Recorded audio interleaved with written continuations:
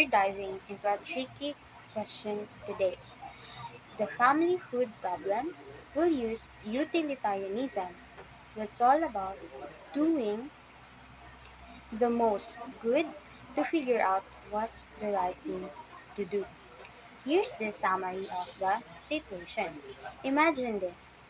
Your family has just enough food, but your neighbors are really struggling.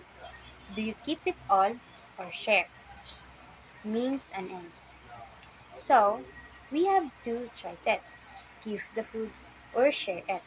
Utilitarianism says the goal is to make the most people happy and reduce suffering as much as possible. How do we do that here? Utilitarian principles: hedonism, pleasure, and pain. If we keep the food, we're comfortable, but our neighbors are hurting. If we share, they get relief, but we might feel a little worried. Aggregation. Sharing helps more people overall. Keeping it only helps our family. Consequentialism. Sharing builds community and helps everyone in the long run. Keeping it might isolate us. The moral decision.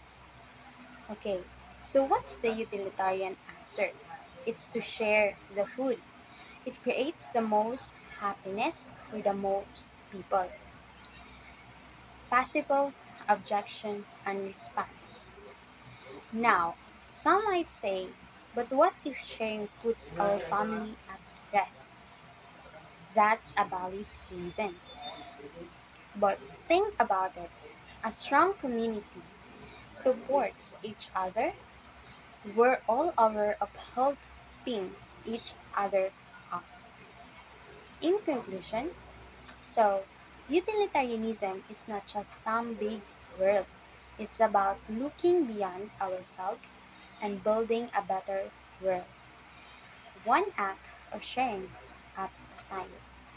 Thank you for listening.